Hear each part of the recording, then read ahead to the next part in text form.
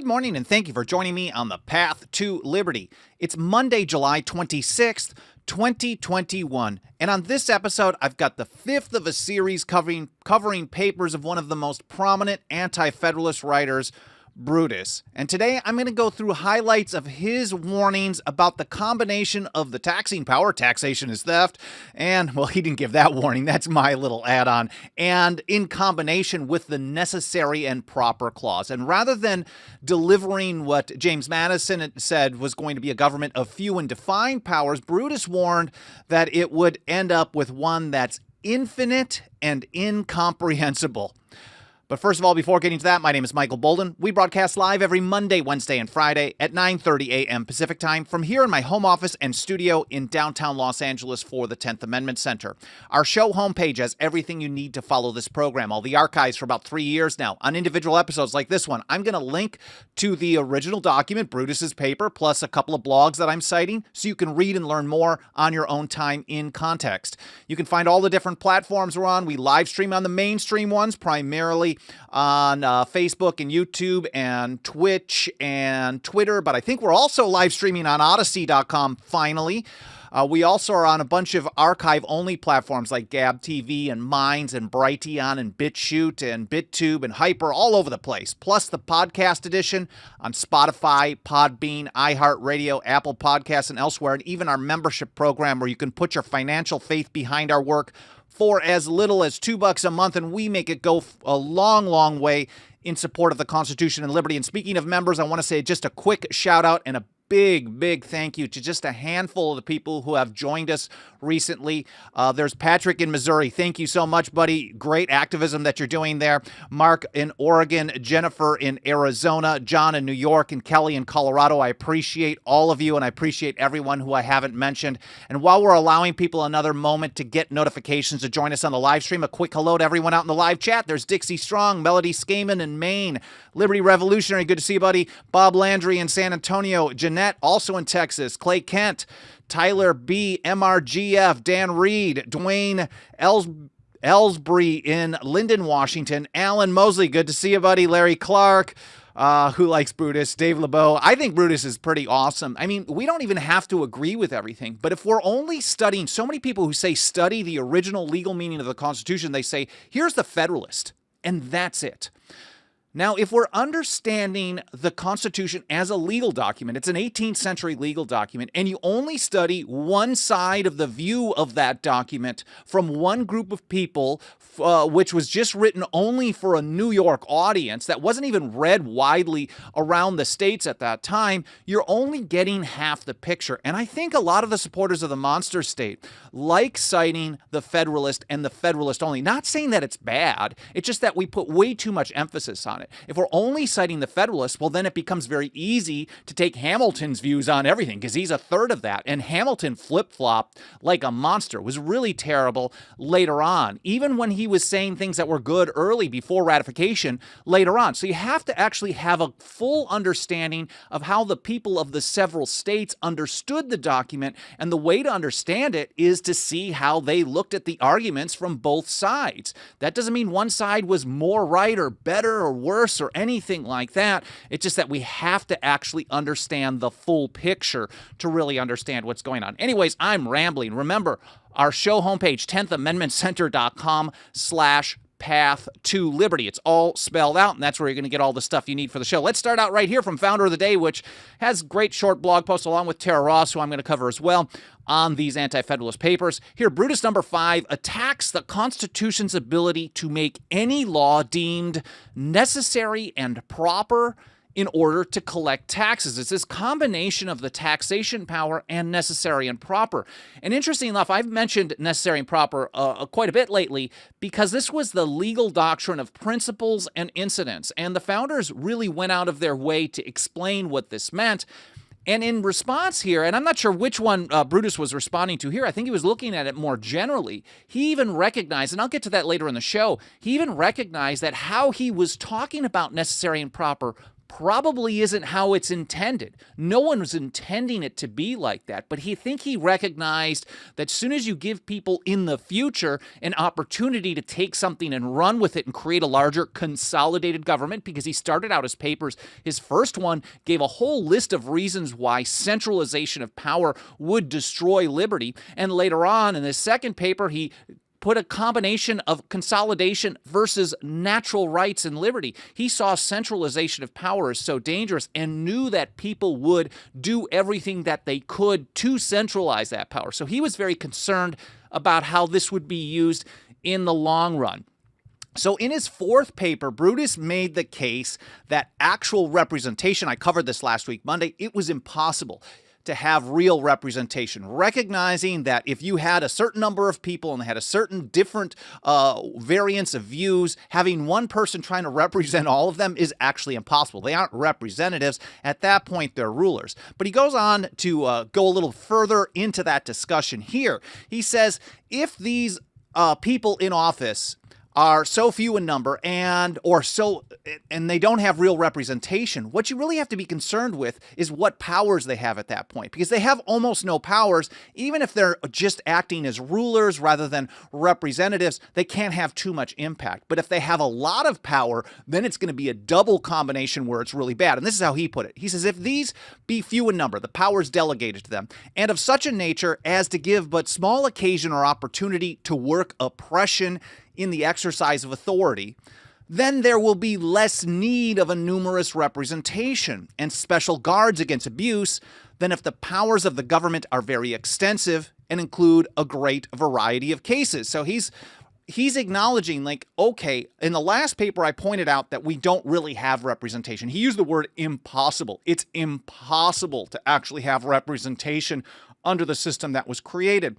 And he's following up here, pointing out, like, look, even if you take my warning as being correct, we may not have as huge of a problem as I think we do if they don't really have a lot of powers delegated to them. He says it will also be found necessary to examine the extent of these powers in order to form a just opinion how far this system can be considered a confederation, which is a federal republic, or a consolidation of the states. Again, in his first paper, he warned against the consolidation, centralization of power. And I mentioned in that episode that all the founders across the spectrum were on board with the notion that consolidation was bad. In fact, there was almost no discussion explaining why beyond Brutus's first paper. I mean, his was really the most detailed, at least that I've come across in my reading and my research over the years, explaining why centralization of power is bad. And when others talked about consolidation or centralization, they just mentioned it, and everyone knew they meant that as a negative term, not a positive. But Brutus really went into detail explaining that. So his concern was, how do you protect liberty? You decentralize. Here from Tara Ross, she says, Brutus is worried about Congress's power to lay and collect taxes, duties, imposts, and excises in order to provide for the common defense and general welfare of the United States. And he thinks this power, she writes, becomes even more worrisome when considered in conjunction with a second provision. So he's recognizing, okay, this power might be kind of limited, and this power might be kind of limited, and you may even be right in how you're arguing my opposition, and like I said, I'll get to that in a moment. But he's saying the combination of the two, and of course, artful rulers, how they will use these things, is incredibly dangerous. Granting power, she writes, to make all laws which shall be necessary and proper for carrying into execution this taxing power. So even all powers have this necessary and proper clause associated with it. Here he goes. The inference is natural. This is again from Brutus, that the legislature will have authority to make all laws which they shall judge necessary for the common safety. Now, we can look at the founders' arguments on this, and they all point out that this is nonsense. The people advocating for the Constitution, explaining the legal doctrine of principles and incidents, James Madison, even later, a few years later, talking about this as well, recognizing that this is not what they intended. This is not what they were selling to the public. But this is an inference that he knows that this is how politics works. Brutus knows that this is how it plays out. And of course, I would have to agree with him. He's absolutely correct here, because that's how they treat the necessary and proper clause today. They treat it as whatever we determine is necessary and whatever we think is proper for us to do to deal with what's going to get us reelected, I guess, or give us more power and more money and more control. He goes on, he says, this amounts to a power to make laws at discretion. And we know, studying all through the revolutionary times, that what the founders considered to be a tyranny or a despotism was arbitrary power. Power without restraint is a tyranny. That's how Samuel Adams put it. They recognized that a government that could make laws in all cases whatsoever, which was one of the rallying cries of the revolution, one of the reasons that they did this. Thomas Paine in the American Crisis in the Christmas season of 1776, when things weren't going so well, he's urging people to go on. Why? Because no matter what you do, the British claim the power to make law in all cases whatsoever, an arbitrary, unlimited authority. And Brutus is really hammering back to that here, even without bringing it up directly. He says, no term can be found more indefinite than these, and it is obvious that the legislature alone must judge what laws are proper and necessary for the purpose. And even if that is not how it's supposed to be, that's certainly how it's been playing out all along. He talks about general welfare here next. He says, in the first article, 8th section, it is declared that Congress shall have power to collect taxes, etc., etc., as Tara Ross was pointing out. And he says, and in the last paragraph of the same section, there is an express authority to make all laws which shall be necessary and proper. It is therefore evident that the legislature under this Constitution may pass any law which they may think is proper. And he's going to get into it. He doesn't actually think that that's the correct legal argument. He just knows that this is going to play out like this. Here back to Tara Ross, she says he elaborated on the dozens of situations in which taxes, and it's not even dozens anymore. At the time, it may have been dozens, but the taxing power is virtually unlimited these days. The dozens of situations in which taxes, duties, imposts, and excises could be structured to take money from the hands of the people and the states. And here's his list. He says, under this clause may be imposed a poll tax, a land tax, a tax on houses and buildings, on windows and fireplaces, on cattle, and on all kinds of personal property. It extends to duties on all kinds of goods to any amount, to tonnage and poundage on vessels, to duties on written instruments, newspapers, almanacs, and books. It comprehends an excise on all kinds of liquors, spirits, wine, cider, beer. We know that there was a whiskey tax that was implemented just a few years later. So he was warning about this, and a lot of people were kind of scoffing, like, oh, you're saying that they can do whatever. They're going to implement all this stuff. Well, it's going to, we're going to disagree with you on your interpretation of the law, but we're also going to disagree with you. And this was kind of a Federalist argument. We're going to disagree with you that the system is structured to draw the best of the best people to the top. Now, I'm going to go with Benjamin Franklin's warning on the last day of the Philadelphia Convention. We know it as Constitution Day, September 17th, 1787. And he warned, even though he actually signed on, he made the motion to approve it, he warned that it would only be administered well for a number of years, but it would end in a tyranny. Would we call Franklin a Federalist, an Anti-Federalist? Neither. I don't know. Going further, Brutus says, it indeed takes in duty or excise on every necessary or conveniency of life, whether of foreign or home growth or factory. In short, we can have no conception of any way in which a government can raise money from the people but what is included in one or other three great terms. He's saying, like, look, they're going to be able to tax everything. We recognize the power to tax as the power to destroy. And certainly they've done that quite a bit. Tara Ross gets to that. She's got one great line that I wanted to highlight here as well. She says, it's hard to read Brutus's concerns about the taxing power in combined with necessary and proper without thinking about Obamacare. Really great point that she makes here, which was upheld by the Supreme Court as a legitimate exercise of the taxing power. Wow. And she's referencing NFIB versus Sebelius back in 2012, that Justice Roberts case, we'll call it. And here, back to founder of the day, Brutus furthered his point by returning to necessary and proper and pointing out that the number of laws which could be passed are infinite and incomprehensible.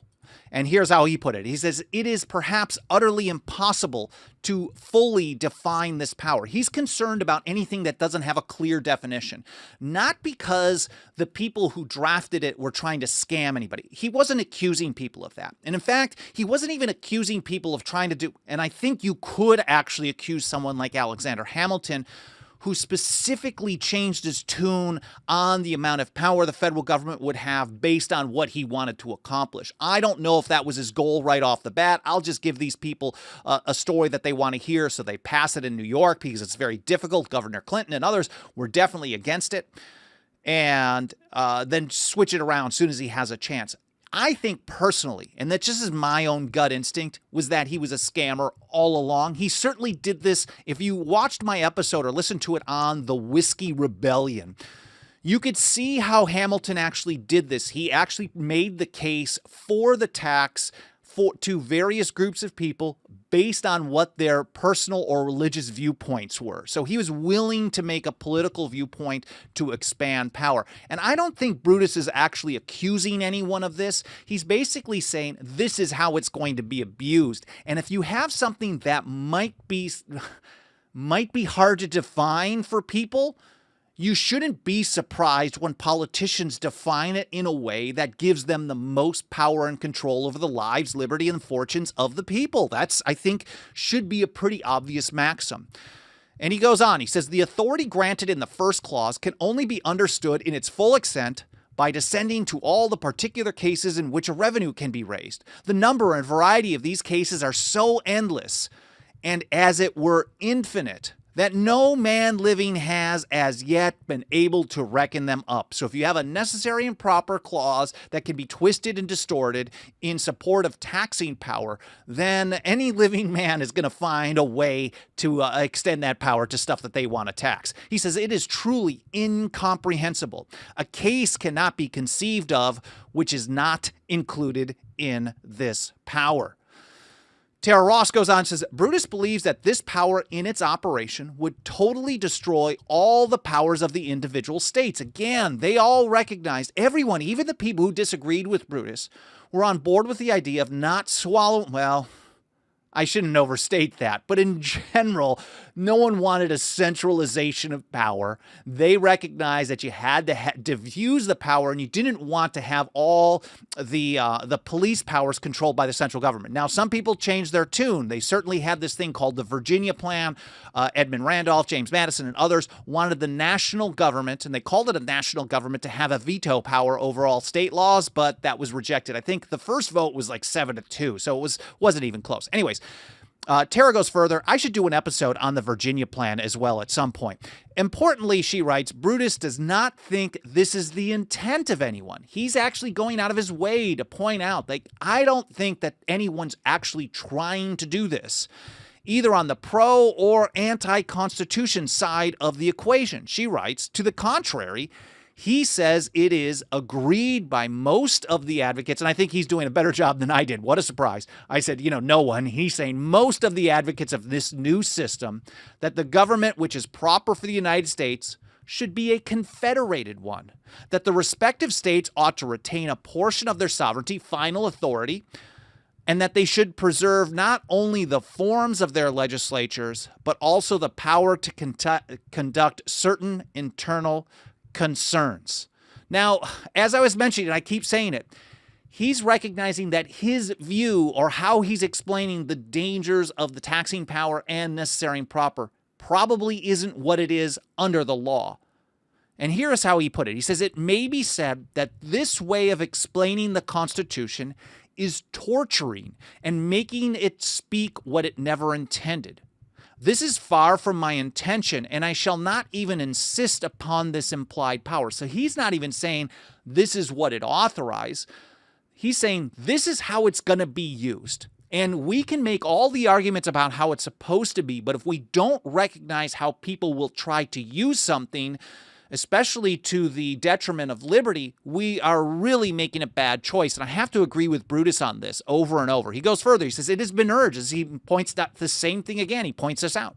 He says, it has been urged that the meaning I give to this part of the Constitution is not the true one, that the intent of it is to confer on the legislature the power to lay and collect taxes, etc., in order to provide for the common defense and general welfare, that this is supposed to be a very specific thing. And I'm saying, okay, it's going to be used for basically everything. And I think we know who ended up being right on that one. It certainly was and has been used that way. Then he goes on to give... this is actually at the outset of the paper. He explains what he considers a proper confederated government, what a federal system really is defined as. He says the idea of a confederated government is that of a number of independent states entering into a compact for the conducting of certain general concerns. That's why so many of the founders, Thomas Jefferson and others, referred to the federal government back then as the general government. They didn't call it the federal in many situations. They didn't call it national or central. They called it a general government because it was only dealing with things that were of a general concern to everyone, not a specific issue here or just in this area. That's it. He says they would come together in this compact for conducting certain general concerns in which they have a common interest, leaving the management of their internal and local affairs to the separate governments. This is known as the police power. That was reserved to the states as the people of each state determined. And here's how Tara Ross put it. She said, the founding generation largely agreed on that goal as described by Brutus.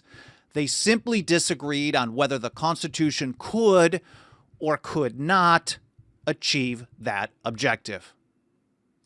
And again, a quick reminder, as I mentioned last week, Monday, on 10thamendmentcenter.com/Path to Liberty, which is the show homepage, way at the bottom. If you scroll through it, you see all these different categories. For example, I've got a number of episodes that I've done on civil asset forfeiture, on war powers, surveillance. There's an essential history where I cover things like the Sedition Act or lessons for liberty from John Dickinson, the penman of the Revolution, nullification of the Stamp Act. But way at the bottom, I've got a section now that's growing. We're now going to be, after today, we're up to our 5th episode, just specifically on Brutus's Antifederalist papers. I will certainly cover Federal Farmer, Cato. I don't know, maybe I'll go into Federalist. I just think I'm not really touching the Federalist personally. I know Mike Beharry has been writing over the last couple of years when he has a chance.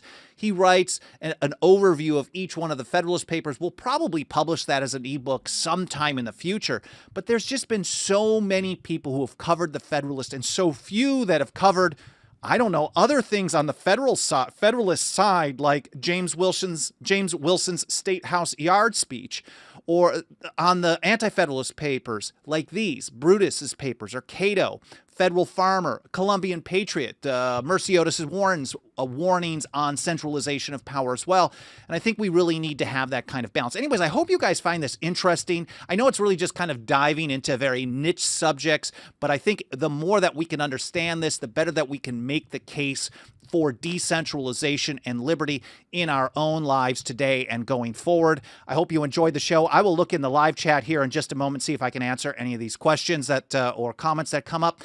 But if you do like what we're doing here, you enjoyed the show, please consider leaving a review on Apple Podcasts or any other podcast platform, smashing the like button on all the video platforms, leaving comments in the archive, sharing links, subscribing, getting notifications. I think at least on YouTube, for last time I looked at the stats, it's only like 35 or 40% of the people watching the videos are subscribers, or 30% of subscribers are getting the videos. Maybe YouTube isn't doing a good job of getting you notifications, but if you hit subscribe and then get all notifications, you'll definitely be updated more often whenever we post videos. And we're actually doing an almost daily 1-minute short on YouTube and a bunch of other platforms as well. A topic of the day that Mike Meharry puts out. We put them on our stories on Instagram and Facebook, shorts on YouTube. It's also on Pinterest, TikTok, Twitter, all over the place. Anyways, let me take a quick look over in the live chat and see if I've got any interesting questions to respond to here. Blue North Wind, good to see you. Says, sorry I'm late, forgot this time. Good to see 2V News.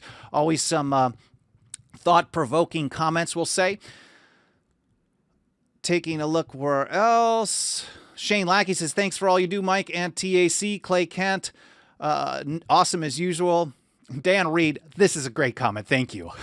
Dan Reed, and I'm going to pump his podcast one more time. He's been kind enough to have me on, and we talk back and forth from time to time, the Culinary Libertarian Podcast. Great show that you should definitely check out. He says the niche part puts meat on the bones. Yeah, for those of us who only want the drive-through talk, we're only going to get the big picture stuff, the stuff that's the most popular. But if we're only thinking about that, we're not really thinking anything outside of the box. And this is a really good point. The niche part puts meat on the bones. It informs into the details. And I, for one, find them very helpful. I really appreciate that a lot. I think it's really important to cover all this stuff. David Sanchez, he says, hello, Michael. Question before the enumeration of the Constitution. What kind of rights were the enumerated rights before their enumeration? Well, they're not enumerated rights. I think we have to clarify that. There are certain powers that were delegated to the government in the Constitution, and certain powers that were restricted to the states in the Constitution. The rights, the natural rights, the sovereignty, the final authority was always held by either individuals or the people of the several states.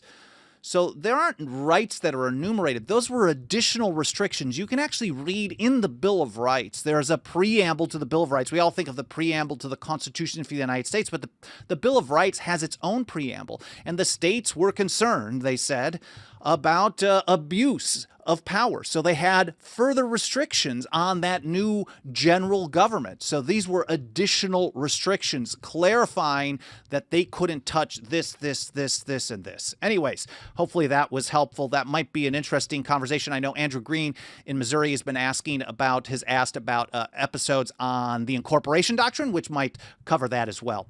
Anyways, I hope you guys found this interesting. I hope it was educational. More important than anything, I hope you learned something. I hope you had a great weekend. I really appreciate you spending some time with me today. I will read through the comments a little bit later today. Please leave those further comments either in the archive or you can email me, team@10thamendmentcenter.com. I get tons of great ideas from either questions or suggestions on what to do for future episodes, so I really appreciate that. Again, if you want to put your financial faith behind our work, our membership program starts out as little as $2 a month. Do not feel any obligation to do that, but if you can afford it, I know the Fed and the spending and the way the government has been kicking people out of work makes it very difficult for people. So we're going to keep doing what we're doing no matter what. But if you can kick in and help us out, we make it go a long way in support of the Constitution and liberty over at 10thamendmentcenter.com/members. Again, thanks for being here. I hope you enjoyed this episode, and I'll see you next time here on the Path to Liberty.